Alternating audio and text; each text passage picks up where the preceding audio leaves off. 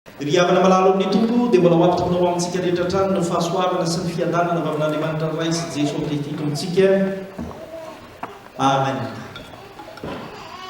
Mbola loha hevitra hoe mifalia amin'ny fitiavan'ny tompo ihany no mpanjintsika amin'ny alahady ady 27 ity ry havana.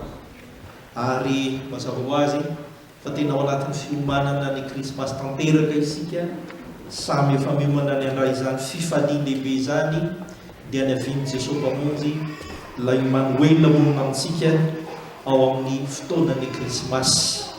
Ary azo lazaina fa tsisy maratsy zany fa sika kristianina no tokony lohanarana amin'ny fiomanana andray izany krismasy zany satria fety kristianina mihitsy ny krismasy.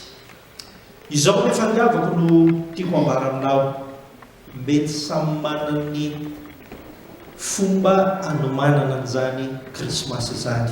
Ary efa nolazaina teo amin'ny fotoanany ankizy teo zany, mety samy manany fomba izay anomanana an'izany isika rehetrarehetra. Ny fifaliana dia hoe samy mifaly, fa tsarovy kosa fa arakaraka ny fiomanana izay ataonao no mety hoeniky ny fifaliana ao anatin'izany krismasy izany. Ny ampitandremana antsika ry havako, ary izany ny fampizarana aminao amin'ity an'ity dia izao: tandremo fa sao dia diso fanomanana ianao na diso fiomanana ianao ka manjary lasa diso fifaliana ihany koa rehefa tonga ny krismasy. Dia inona ary ny atao isika? Sotra ny valiny ry havako. Raiso ny bokin'i Zakaria 4:7-10 ka hatramin'ny 7:10. Fa misy fepetra anankiroa moa zay ihany izay atolon'ny soratra masina ao antsika amin'ny dian'ity dia ho tanteraka amintsika tokoa hoe rehefa tonga ny krismasy dia mifaly amin'ny fitiavan'ny tompo tanteraka isika. Mba tsy ho fifaliana mandary fotsiny ihany, mba tsy ho fifaliana diso ny fifaliantsika ao anatin'izany krismasy zany, dia efa mila homanina dia ny melo zany. Ka hoy ny bokin'i Zakaria aminao voalohany indrindra: raha toka tiantsika ny faly amin'ny fitiavan'ny tompo, raha toka tiantsika ny faly amin'ny fitiavan'ny tompo dia ampitoero voan'ny fifaliantsika izy. Averina mandeha. Raha toka tiantsika ny faly amin'ny fitiavan'ny tompo dia miomana ka izy no ampitoero voan'ny fifaliantsika. Araka izany ilay izy tiako lazaineo ry havana dia izao: Jesosy Kristy. Jesosy Kristy mihitsy no ataovy eo anivo izany fifaliana izay tanterahantsika izany. Manaitra loatra ry havana, ny voalazan'i Zakaria mpaminany eo amin'ny 4:7 manao hoe avonina eo avoany aho, ary averiny iray zany eo amin'ny 5:10 manao hoe ary toetra eo avoanao aho ka dia ho fantatra aho fa Jehovah tompony maro no naniraka ahy ho aminao. Tamin'ny fotoan'ny tompomantsy ry havana, ny zanak'Israely dia tsy manara-tena ny ahita zany fifaliana zany intsony satria babo izy, ary ny sorona teo amin'ny avokoa ny zavatra rehetrarehetra mba mety hananany fifaliana. Ka tao anatin'izany dia tsy maintsy naniraka ny mpaminany Jehovah Andriamanitra ka hiverina amin'indray: mandiana ianao Zakaria ka lazao amin'ny zanak'Israely fa tsy maintsy mbola ahita fifaliana indray izy, ary tsy maintsy ahita fifaliana vaovao indray izy eo amin'ny fiaina. Dia izao mandiana tenena izy fa avonina eo anivony aho, ary andana tenena izy fa hitoetra eo afovoan'izy ireo aho. Araka izany mazava zany fepetra zany aho. Ny tompo dia te ilaza ny zanak'Israely manao hoe raha tianareo ny ahita fifaliana sy aina amin'ny fifaliana indray ry zanak'Israely, na dia teo aza ny fahotanareo, na dia teo aza ny zavatra nanahirana anareo, dia izao ataovy eo afovoanareo. Ary rehefa eo afovoanareo dia tsy handary fotsiny, na hoe hijerijery fotsiny, na hoe hiserana fotsiny ihany, fa tena onona sy hitoetra afovoanareo aho mba haritra ny fifaliana izay anananareo manomboka izao. Rehefa malalo amin'ny tompo, haintsika tsara zany zavatra hoe atao hoe afovoany zany. Ny dikan'izany dia izao, raha miteny zany ny tompo Jesosy dia izao hoe ataovy afovoanareo aho. Ny dikan'izany dia hoe ataovy hitanareo aho. Raha misy zavatra tiantsika ho hita dia atao afovoany dia samy mahita daholo ny olona rehetrarehetra. Ary miaraka aminareo aho, atao vitanareo aho fa miaraka aminareo, na hoe aza takonana, aza omena lamosina ny zavatra atao ampovoany tsy any an-damosina, zavatra atao ampovoany tsy mitakonana zany fa tonga dia eo manatrehanareo mandrakarifa. Zany ny tiany tompo lazaina amin'izany rehetrarehetra zany. Raha fitinina dia zao ny zavatra atao eo ampovoany dia ny elanelana no resantsika, ataovy mitovy avokoa ny elanelana misy atsika rehetra hoy ny tompo matsanjanak'Israely. Fa rehefa tanteraka zany dia ho tanteraka ny fifaliana. Izay ominareo ry havana malala, tsarofy zany fepetra zany mbola mitoetra amintsika ankehitriny, mbola mitoetra mitoetra aminao, mitoetra amintsika rehetra, mitoetra amin'ny fiangonana, mitoetra amin'ny tokantranonao ao, mitoetra amin'ny isam-batan'olona tsirairay. Ataovy eo afovoantsika Jesosy Kristy. Izany no fiomanana tokony ho fantatsika voalohany indrindra. Ataovy eo afovoantsika Jesosy Kristy mba tena hita fifaliantsika amin'ny Krismasy ho avy sao. Aza omena lamosina izy, aza takonana izy, ataovy hitantsika rehetra izy rehefa mifaro amin'izany Krismasy zany isika. Ary indrindra aza atao misy samihafa ny elanelany eo aminy sy amintsika, fa ho tsapanao fa manam-pifaliana ary azo mantoka ny fifaliana ao anatin'izao advent zao sy ny amin'ny Krismasy. Ry havana malala ny tompo ao koa fantatsika fa ny Krismasy dia ilay fotoana hanehoana ny amin'ny hoe fideranan'Andriamanitra ny Manoela tonga monina amintsika. Lay Andriamanitra eo afovoantsika ny dikan'izany. Koa ny zavatra takin'ny tompo amintsika dia izao, aoka isika mba hiomana nokatra ny lalana ho azy, mba azahoany miditra mora foana sy mitoetra mora foana eo afovoantsika. Izany no takin'ny tompo antsika. Ary aoka isika mba hiomana mandrakariva, mba hahita ny tompo isika ka hiara-paly aminy ary izy hiara-faly amintsika. Izany no fototry ny fifaliantsika amin'ny Krismasy ho avy.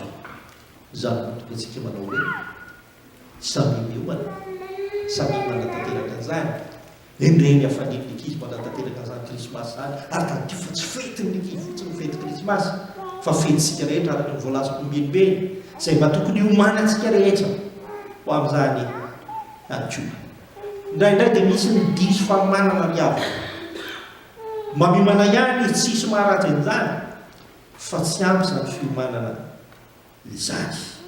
Satria nahoana? Fiomanana mandroaka ny tompo, ny fiomanana tanteraka, ary indrindra fiomanana tsy te ho hita ny tompo ka takona ny tompo ao anatin'izany. Satria fiomanana anao fifaliana amin'izay tiany fotsiny ihany dia ny filibana sy sisa izay tsy mendrika ny fifaliana kristiana. Ary mba tsy ho zany ny fanomanana sy ny fiomanana izay tena tanterahantsika araka izany.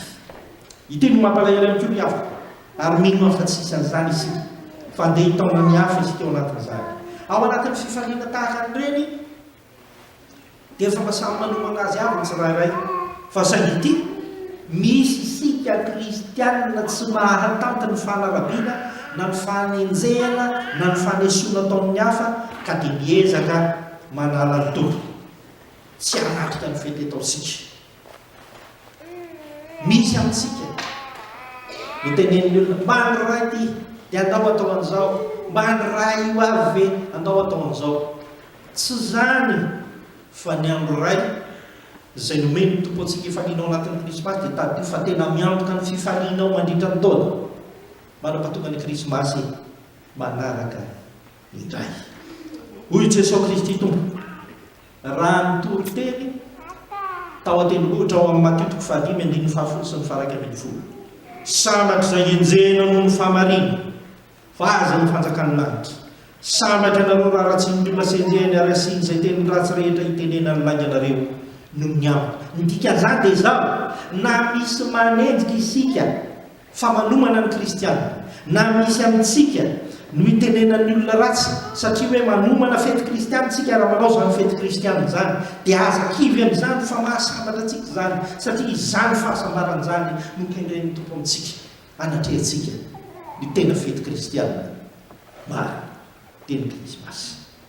noho izany ny afaka malama ezao amin'ny fiomanana ataontsika rehetra ny ampandroso sy ampitoetra ny tompo eo afoantsika dia anana fety krismasy feny fifaliana isika amin'ny fitiavan'ny tompo izay andralantsika fatratra izay ny voalohany averiko nay mandeha raha tiatsika ny faly ny fitiavan'ny tompo ny boky ny Zakaria mpaminany dia ampitoera eo voan'ny fifaliantsika izy aoka ny tompo no ivo ny fifaliantsika ny dikan'izany fa ny faharoa afaka dia ity ny fepetra faharoa dia hoy Zakaria raha tiatsika ny faly amin'ny fitiavan'ny tompo io dia tsy hoe apetraka ho voany ihany izy fa aza mitoky amin'ny fifalian'ny nofo isika aza mitoky amin'ny fifalian'ny nofo isika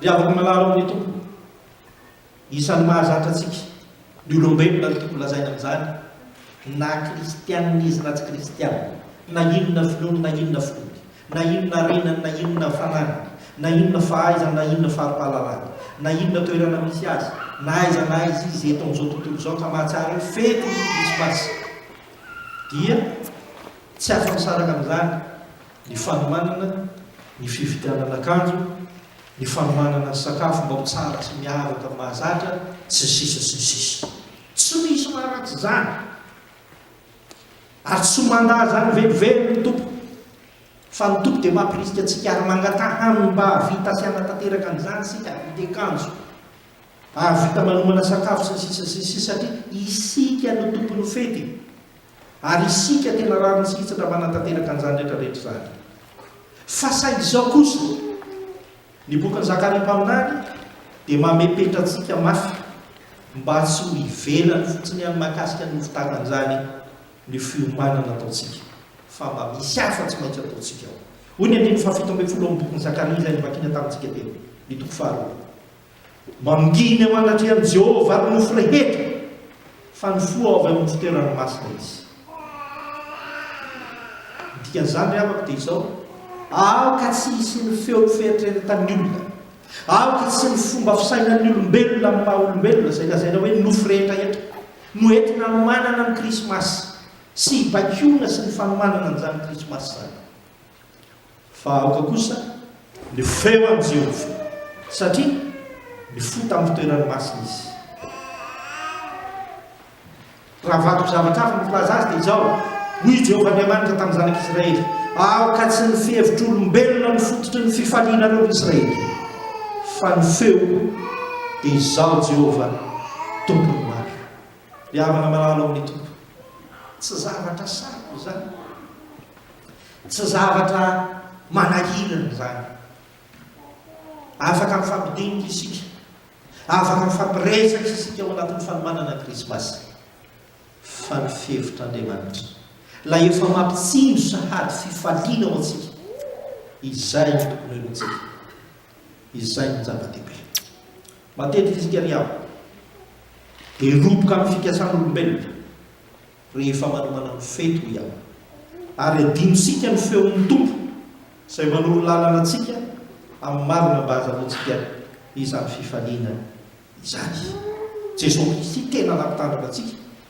ao matitoko fadimy andiny voalohany ka hatramin'ny faharoa ambin'ny folo anisan'ny tonteny nataony tao tenivohitra ny amin'ny fahasambarana fa ny tiany olazaina ao anatin'izany dia izao tsy misy afa-tsy ny fiainona ny feony ihany no ahitana fahasambarana raha tenenina ireo andininy roa ambin'ny folo izay nivakina tamin'ity fa hoy Jesosy Kristy tompo fitokiana amin'ny feon'olombelona izay nofo dia mifono fifaliana sandoka sy mitondra antsika ho amin'ny fahaverezana fotsiny ihany tsy hoe tsy azo atao zany fa rehefa mifaly ianao ankoatran'izay fiomanana ny maha olombelona ataonao hoy Jesosy Kristy dia maheno ny feony izay manampy antsika araka izany ry amin'ny malala amin'ny tompo ny feon'ny tompo dia tahaka an'izao mba hitanisa kely ao amin'ny matitoko fadimy andininy voalohany ka hatramin'ny faharoa ambin'ny folo mazava tsara ny tanisan'ny tompo azy ao fa izany fahasambarana feno fifaliana izany dia misy fahalemem-panahy misy fahamarina misy fiantsana misy fahadiova-po misy fihavanana sy ny sisa sy ny sisa zany lazay tompo avelokonay mandeha ny fifaliana mahatondra fahasambarana ao amintsika dia izao ny fifaliana ahitantsika fahalemem-panahy ahitantsika fahamarina ahitantsika fiantrano, ahitantsika fahadiova-po, ahitantsika fihavanana. Manamana ny krismasy ao anatin'ny fahalemem-panahy, ao kanomana ny krismasy ao anatin'ny fahamarinana isika, ao kanomana ny krismasy ao anatin'ny fiantrana sy ny fahadiova-pontsika, ary ao kanomana ny krismasy ao anatin'ny fakatiavana sy ny fihavanana isika rehetra. Ny isika tiako lazaina amin'izany dia izao: isika isam-batan'olona tsirairay, isika ao atokantrano sy ny ankonanao, isika ty am-piangonana, isika mpiara-monina, isika mpiara-miasa, isika rehetrarehetra izay afaka manatanteraka izany fanomanana ny krismasy izany. Efa namara teo miavaka ny advent dia fanomanana ny fiavian'ny Tompo. Ka izao no teny Tompo: raha tia hita fifaliantsika amin'ireo fepetra ireo, dia aza tao zara fa vita na tandrevaka na lasa fay ny fiomanana, fa efa manoman'ny Tompo anao io, ka mba ataovy zava-dehibe koa ny fiomanana ho andraisanao zany fifaliana omen'ny Tompo anao zany, indrindra fa ho antsika kristiana. Ry amana malalo amin'ny Tompo, tadidio tsara fa ny fiomanana ho amin'ny kristiana, ho amin'ny krismasy, dia efa fijoroana vavolombelona ataonao sady, ary tokony ataonao ao anatin'izao advento izao. Ko mazava zany fepetra apetraky ny Tompo amintsika izany. Amin'ny krismasy dia afaka mijery fitafiana isika, ary rano sy manao an'izany, afaka mividy fitafiana isika, afaka manao sakafo isika, afaka mitsangatsangana isika sy ny sisa sy ny sisa. Fa saingy izao mba hatao zava-dehibe ao anatin'ny fotoananao iandroa sy mahamaky anao ny hamonjy an'i Jesosy Kristy, handray an'i Jesosy Kristy hoe eo ampovoanao ary indrindraindrindra. Ka hiaraka aminao, hiteny aminao fa fifaliana lehibe no omen'ny Tompo antsika ao anatin'ny krismasy, dia ilay mpamonjy teraka ho antsika. Mbola maro ny fepetra azo tany-saintsika miavaka ao anatin'izany tenin'Andriamanitra zany sy ny soratra masina hafa.